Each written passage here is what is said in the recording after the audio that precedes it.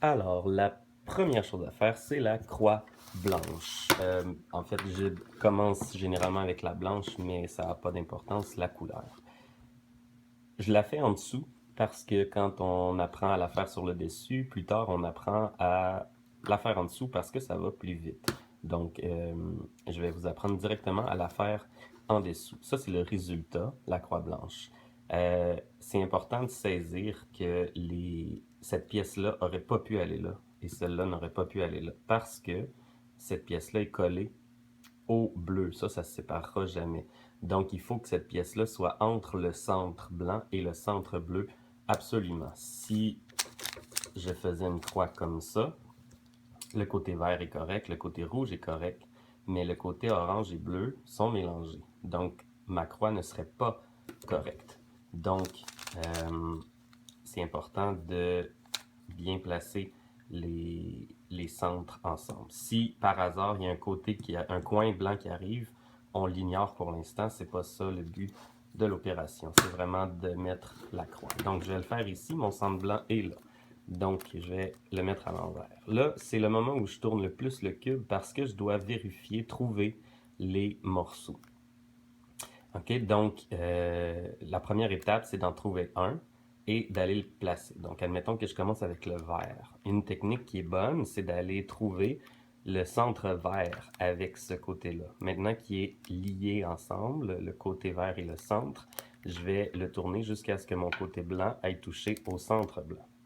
Donc, un à la fois, comme ça, on peut y aller. Le côté bleu est déjà proche du côté bleu. On va en profiter, tant mieux. Maintenant, il faut que je trouve les autres. Sur le dessus, c'est plutôt facile. Je l'aligne avec le orange et je le tourne. Ici, c'est le blanc aligné avec le rouge. Et je le tourne.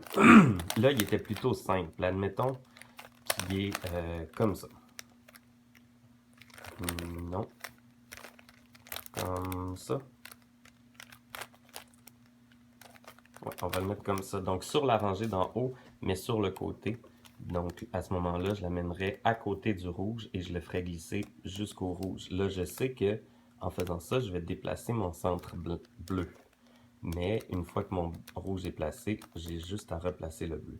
À chaque étape qu'on fait, on doit être revenu à l'étape précédente pour ne pas perdre une étape. On doit savoir que la croix se fait toujours en 8 coups ou moins. Donc, une fois que vous êtes habile pour faire la croix, vous pouvez essayer. Donc, je le passe un peu. On essaye de le faire en 8 coups ou moins. Donc, le côté rouge est ici, il va aller là. Le côté vert, je vais le monter ici pour que le centre touche au vert. Puis ensuite, je vais venir le placer. Là, je le fais pour vous le montrer, mais normalement, je le fais dans ma tête. Le bleu, il est ici, il s'en va là. Et le orange est ici.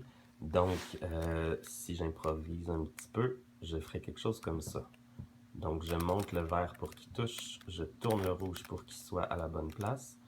En redescendant le vert, j'affecte pas le orange. Donc ça, c'est mon troisième coup, je pense. 3, 4, 5, 6, 7. Donc, en tout cas, c'est toujours faisable de le faire en 8 coups au moins mathématiquement. Reste à le trouver maintenant comment le faire. Donc, bonne chance!